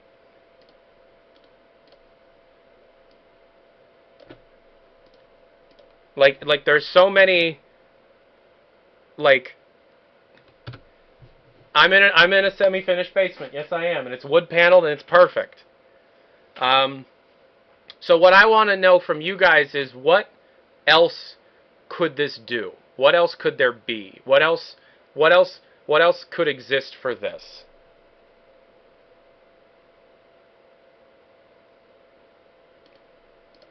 Everything is great. Doom and UT99 matches with viewers. That's the dream. That's the goal. There are some big security concerns for that because it would have to be done through this Windows 98 PC to seem authentic. Audio tweaking on the fly is needed. Yeah, so I thought about investing into a period accurate soundboard thing. Way too expensive. Of course, like if you want to support this idea, exclamation point tip in the chat still does work, and donations are printed out through the fax machine. TV with the VHS in the background still in? Yes, so I'll show you this.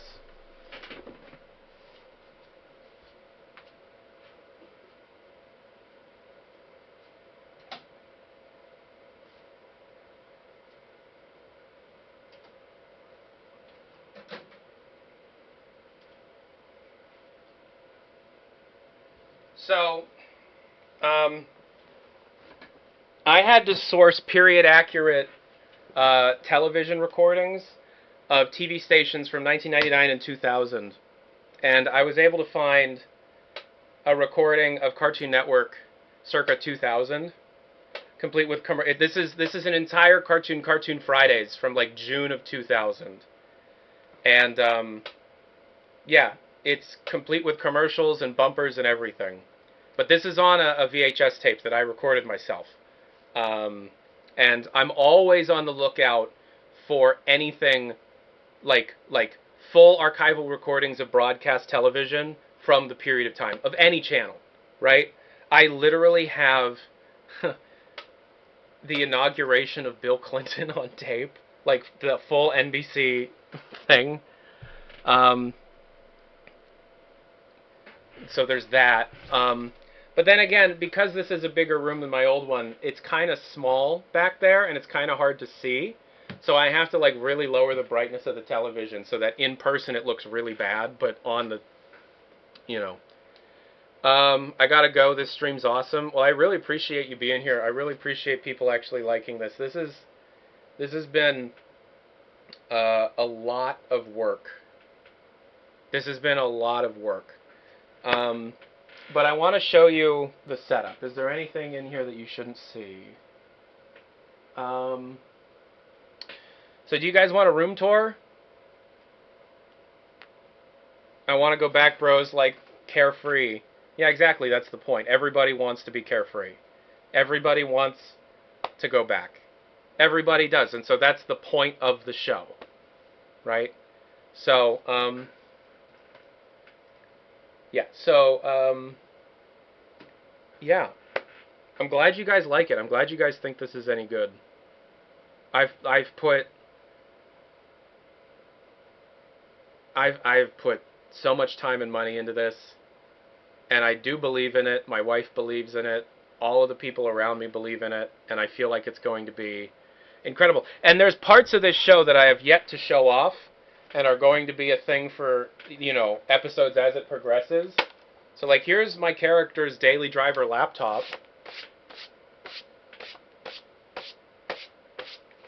Here's my character's daily driver laptop.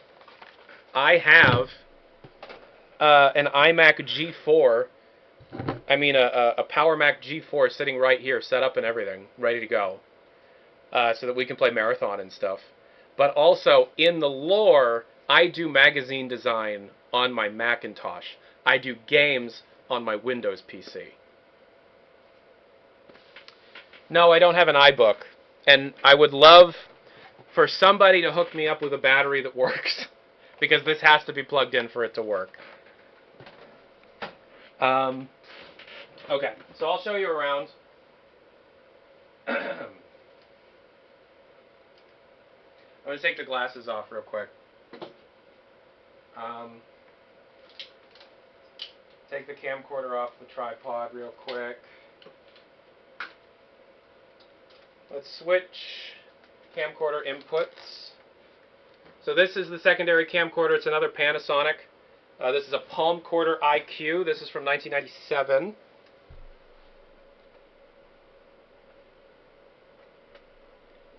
We already have a virus episode planned. Yeah. Okay, so here's my phone. So this is my desk. This is what I'm looking at. Look at this. You donated? Okay, so the way that it works... Okay, so this is the desk. No, take the fade off. This is the desk. Look at that. The monster can is out of place, but everything else is 90s. Right? I have a numpad. This numpad controls the scenes, and it also mutes audio. This is plugged into the main Windows 10 PC. I still need to put a tablecloth to hide it because it's right there. But yeah, so this is the secondary. This is the Windows 10 PC, and it's made to look as innocuous as possible. And if I just took OBS away and closed out of Steam and all this stuff, look at that.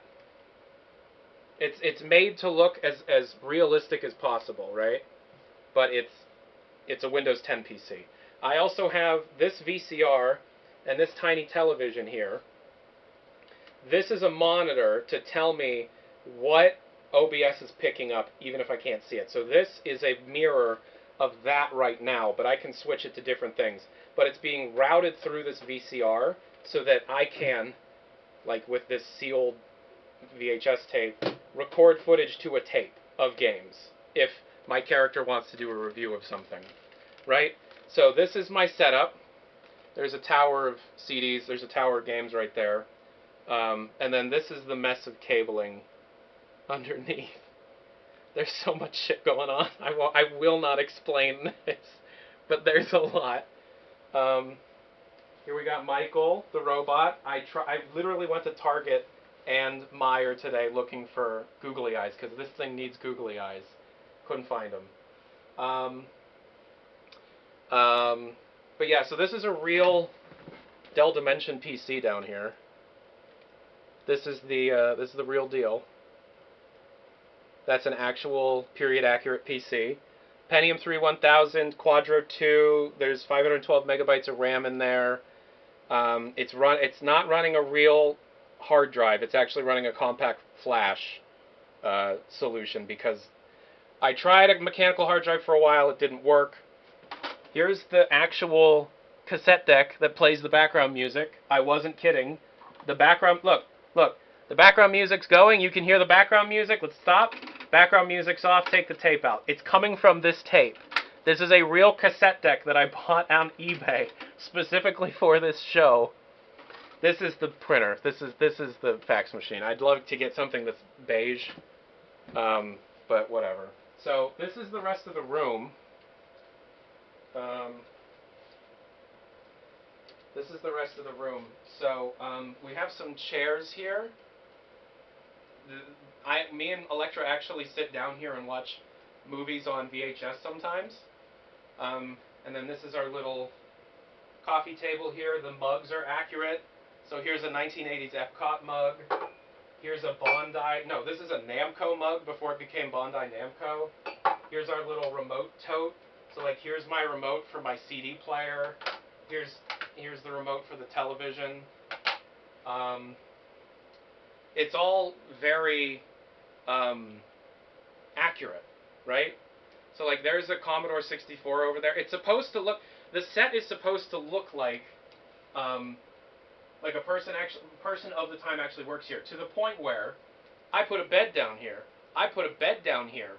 And on days where I do a show down here, I sleep down here so that my character wakes up in this space and feels as if this is the proper space. I'm not fucking kidding. I'm doing fucking like method acting shit to get this show working properly. I put a goddamn bed down here. That's an air purifier because it's a basement. Alright, is there anything cool I can show you? Okay, so, yeah, there's a whole bunch of games. Whole bunch of box PC games we got. Got N64, got Atari. Right? Gaming magazines. Oh wow, we can really zoom in with this. It's my 90s gaming magazines collection. Here's a boombox. We got some Walkmen. We got a Pog maker there. That's a real Pog maker in the box. We got a Commodore 64 box. We got a Genesis box, an NES box, a ColecoVision box. We've got a couple of those, what are they called? Those cameras. Polaroid cameras, Walkman. Got some PC accessories. Look at all that. Look at all that. Underneath it, we got a bunch of tapes and CDs. There's some vinyl. There's some records. Oh yeah, there's a Bop It Plus right there. Remember Bop It? There's the lamp. All of the furniture is from the 90s, by the way. There's my record player, records right there. And then here's the TV console, right? So we got Super Nintendo, DVD VCR combo. That's a Sega Genesis. That's a Famicom. That's actually a Famicom, AV Famicom. N64. Whole bunch of games. PlayStation. Cheeky little GameCube hiding in there. And then there's a Dreamcast hidden right there. And then that's a Dorothy Spornak action figure. Shoutouts Golden Girls, best damn TV show of all time. And then over here, we've got more boxed PC games. These are small box PC games. And then up there's big box. And then we got some literature, some books. And then up there is my good luck charm. That is my deceased grandfather's World War II pilot's hat. Not to get real, not to get like sad or anything, but my grandfather was the one that introduced me to computers. This isn't the character speaking, this is real. My grandfather was the one that introduced me to computers, and he was my only friend growing up. He served in the Army Air Corps in World War II, and I inherited his hats from his time in the military.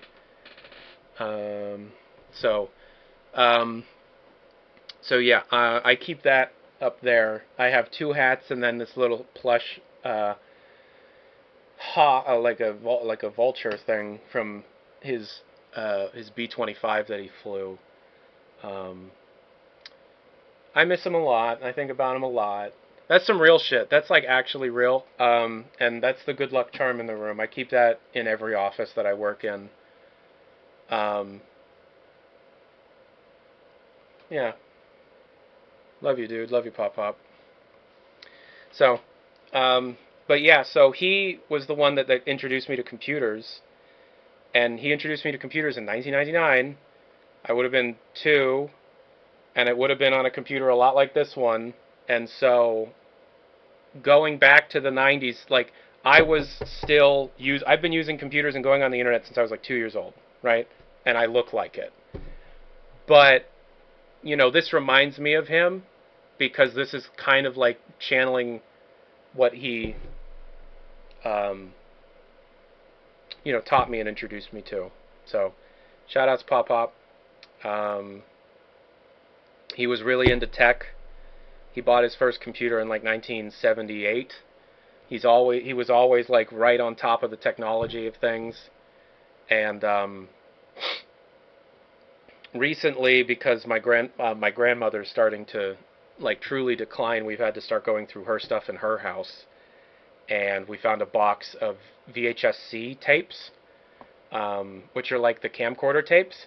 And I was the only one that had camcorders that could actually play this stuff. And it was the first time I got to hear his voice in, like a couple of weeks ago, I watched a tape of his birthday party, and he was like giving a speech to all his friends and thanking all his friends for being there.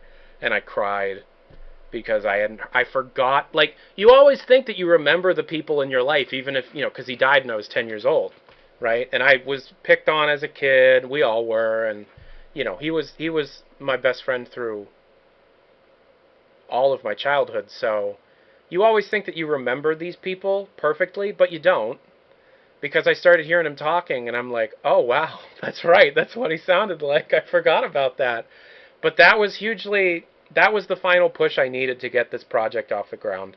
Electra, my wife, really believes in it. She thinks that this will kind of be a big deal.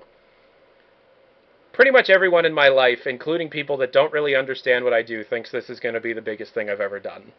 I will ever do. When it's properly off the ground, clips are going up on TikTok and YouTube Shorts, But I've given you a behind-the-scenes look of how this works. I've explained to you some of the surprises that I have planned. I hope. I've had some imposter syndrome with this show because I feel like the idea is better than I am. But I feel like that's the point.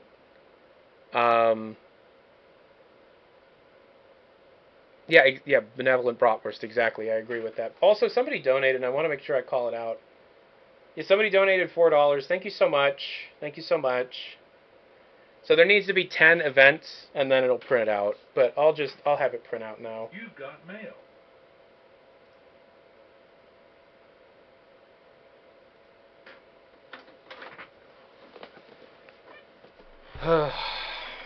But, so the first few episodes are going to be Half-Life related stuff. So like Half-Life 1, Opposing Force, Blue Shift, some early Total Conversions. So the first few episodes will be that. But there's going to be a lot of audience participation. So like the wheel is meant for this. I've been testing the wheel on my normal streams upstairs. It's meant for this. The bingo card is meant for this. The bingo card idea, if you were here for the bingo stream, it's going to be on a big whiteboard. Donation goals, which... should I talk about this? Okay, so I'm going to QuakeCon this year. I was actually able to secure it, get a room at the Gaylord. If anybody's going to QuakeCon, I'm going to be there. But the plane ticket's expensive, and I want to try and earn back the money that I paid for the plane ticket, and the hotel. I did have a ticket provided for me, like, to get into QuakeCon, but I had to pay for the hotel and the airfare. So I'd like to earn that money back. So an idea that I had was donation goals in this show are literally going to be like, do you remember back in the day when like a church did a fundraiser? They would like have like a thermometer that they would color in based on the amount that they had raised. And so instead of having like, Stream Elements do it for me automatically, I would fill it in live on the show. Make everything very analog. Okay, so here's some faxes. I really wish the fax machine was working tonight, but we'll fix it. All right, the Boreal joined the mailing list. So when I say I joined the mailing list, that means you followed the Twitch page. When I say subscribes to the magazine, that means you subscribe to the Twitch page. Obviously, I can't say in 1990 whatever, thank you for following my Twitch page. So I say you joined the mailing list, okay? So the Boreal, thank you for joining the mailing list. RIGI, join the mailing list, thank you. Ballatrot, join the mailing list, thank you. MVIDX has subscribed to the magazine, thank you for your subscription. Agians donated $4 to PC Player, thank you so much. My Nintendo 64 just came. Do you like Super Mario or Pilot Wings better? I think Pilot Wings has always been a demonstration of the technology. I don't know if you seem young because you misspelled Nintendo, but I don't know if you were around for the Super Nintendo launch back in 91, but the Super Nintendo launched with a game called Pilot Wings. And Pilot Wings was not very fun. It was interesting. It was a very good demonstration of the technology, which still, like, 7 years later is impressive. Mode 7, But it's not really a fantastic video game. Pilot Wings 64, which also recently came out, is a great demonstration of the polygonal graphics that, the Silicon Graphics stuff, like, it really showcases what is capable with Project Reality or the Nintendo 64. But Super Mario 64 is one of the best games I've ever played. Bar none. I'm not super big on the mascot platformer thing anymore, and I don't think Mario is going to continue to be the face of Nintendo as we move forward, as their audience matures. I think maybe Link would be a better face because he's more grown up and stuff. And so I think Super Mario 64 is a perfect send-off to that character. Such a good game. And, I feel like, as Nintendo seems to grow with their audience, and Mario might get phased out, I do think that, the Super Mario game is absolutely phenomenal. If you can only afford one Nintendo 64 game, which right now the cartridge prices vary, some games are like $90, some games are like $50. I know that you can get a bundle with the N64 and Mario 64 together, but I don't know. So, to answer your question, Mario. And that's me in character. That's what this show is. Did you notice how me, as a journalist, is speaking very confidently on something that is so obviously wrong? Thank you. Thank you. To study for the character, I have read hundreds of gaming magazines. Can I call with a Japanese phone number? I assume not. I think you can. It's a VoIP service. It's not an actual landline. Okay, JM4N4 just subscribed to the magazine. Thank you so much. Stampede G joined the mailing list. Thank you so much. DMND Dylan subscribed to the magazine with the message, "Love you, dude. Excited for the future." Thank you so much. But yeah, people, once the fax machine, you'll be able to spend channel points on messages, and then if you're a Twitch subscriber, you can fax an image using an Imgur link in the text field of the chat. I choose whether or not it's shown, so if you want to put porn or gore or whatever, I guess you could. But, like, I'm just going to ignore it,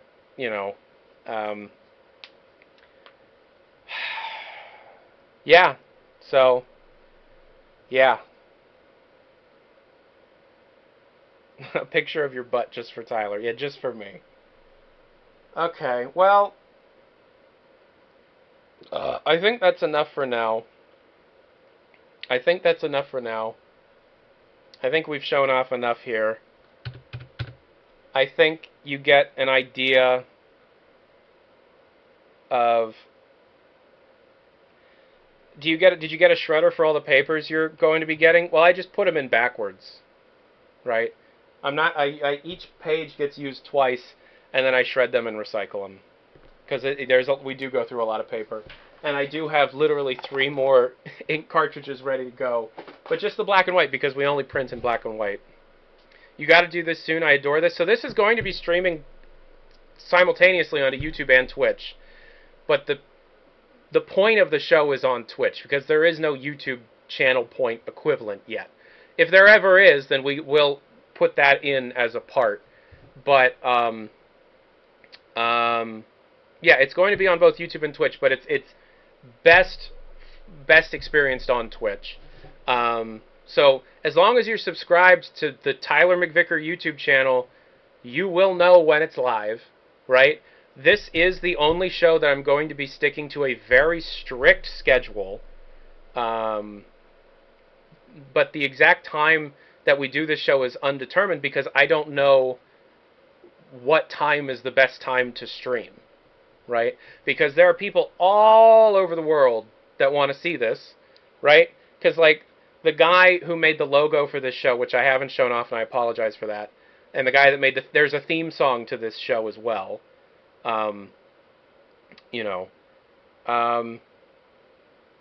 Don't forget, we've got to test gaming on the Retro Network next time. Yeah, well, so there's a whole lot of stuff that's not even, like, yeah. The theme is clear, but what's the content? Out of the loop, sorry. Okay, I'm going to answer this one more time. This is the last time I'm going to be live out of character. Hi, I am Ty Vickers.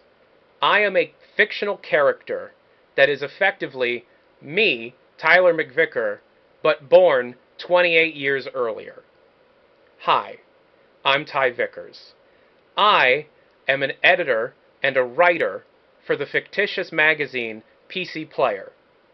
I review the action games, which predominantly lately has been mostly Doom clones, and I love it. I do a television show out of this small studio space that is rented out by the magazine. We broadcast this out to WHNO, public access cable television in Cleveland, Ohio, while also webcasting a parallel stream out through the World Wide Web to anybody with a T1 line or better through Real Media Player or QuickTime if your computer supports it, especially if your graphics accelerator can encode or decode the video. I play games. New games as they come out, retro games from 10 years ago, and experience them with you, the audience. The audience can play one of 2 parts. A person who is from the 90s experiencing this live with Ty Vickers, or a person from modern day who somehow, through a glitch in the Matrix, is able to communicate with the past. My character, Ty Vickers, has to react as accurate as possible to whatever bullshit is thrown his way from either a role-playing person from the 90s or a modern person trying to trick me, warn me, or just throw a wrench in the system. The way the audience can interact with me is through a real landline telephone that financial supporters of the show get the phone number of. The phone number changes each show, or by using Twitch channel points to send faxed messages, faxed images, if you're a Twitch subscriber, or text or computer robot read messages through our robot friend back here, Michael Surf Samuels. Hi, Michael. Everything in this room, except the computer that all of the video feeds gets fed into to then send out to the internet, is pre-9/11. Everything. From the clothes, well, this shirt is actually from Into the AM, but they made it for me. From the clothes I wear, to the furniture that you see, to the computer that I'm playing the games on, was all made pre-September 11th, 2001, the day the 90s died.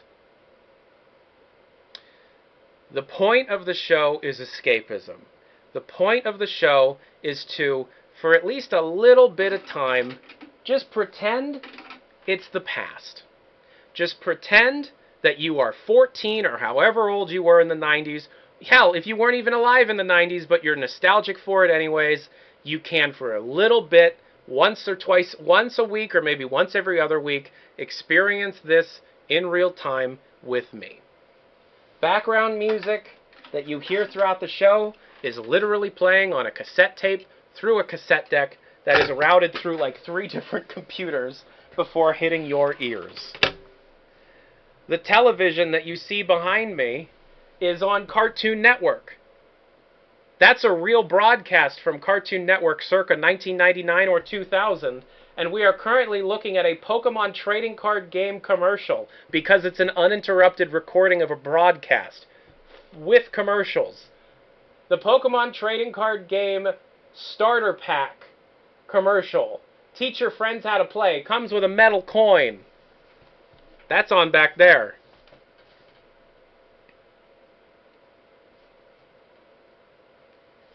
So, there's other aspects of this show that I'm not going to give away right now. There is a story reason why you in 2025 are seeing a live broadcast from 1990X. We won't get to it, and I won't tell you. But I've been developing this show.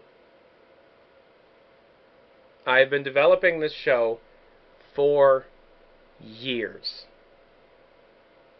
Since 2018. So that's what this is. That's what this is. That's what this is. Okay? I don't know if I'm actually going to be allowed to have archival broadcasts of television on in the background as much as possible. If that happens, I'll replace it with something else. But yeah.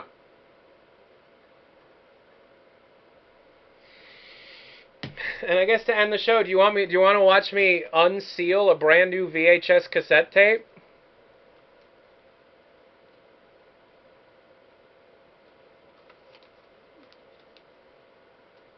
A brand new Maxwell GX Silver high quality T120. I need to unwrap it. Wait for the actual show. I have so much sealed shit that I find at thrift stores that I buy up every time I find it, just for this show.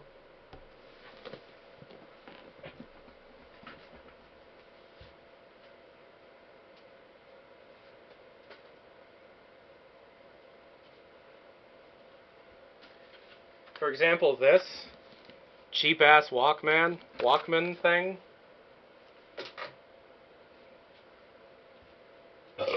Oh!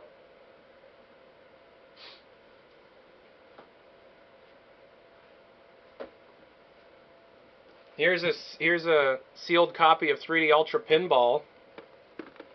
All of this stuff will eventually be unsealed. I bought it so that it would be unsealed. That's the point. Here's a 3.5-inch drive and CD drive cleaning kit sealed.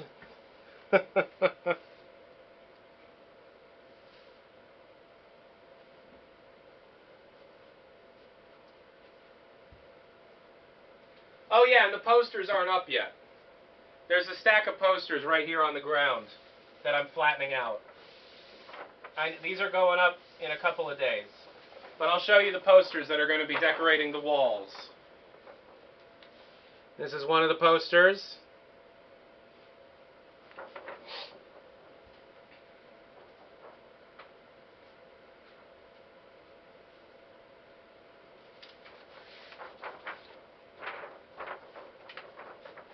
Here's another one of the posters.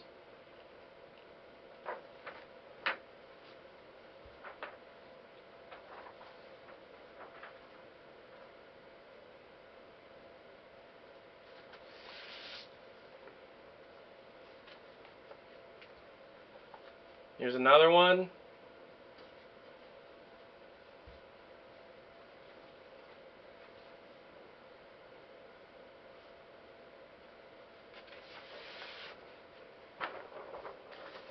Here's another one.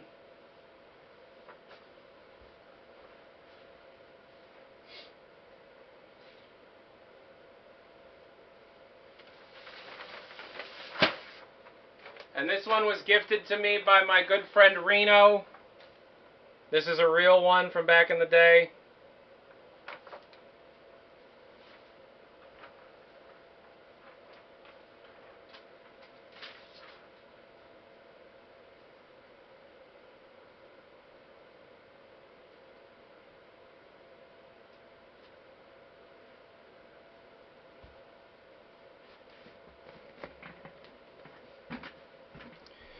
Reno also sent me anal pornography in the mail that day.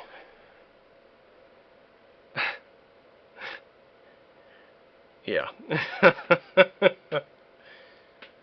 I don't have it anymore, but yeah, he sent me an X-Files porn parody called The Butt X-Files, which was just a clipping from a magazine, and on one end, it looked fine. It was just a girl bent over a car, but you couldn't see anything. But then on the other end, hardcore anal pornography on the other side. Like, dude. Dude, what the fuck?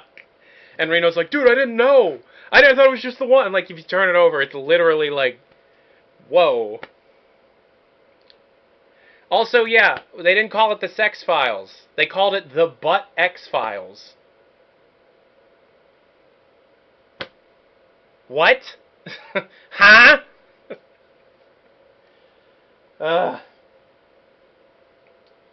Alright. To be fair, it said it was a poster. It wasn't a poster. It was like a page from a magazine. Like saved in plastic. Like somebody really... Oh, this is art. Some dude's cock. Oh, God. Yeah. Alright, so, are you excited about this? Do you think this will be any good? You think this will be fun? I hope this will be fun. I think this will be fun.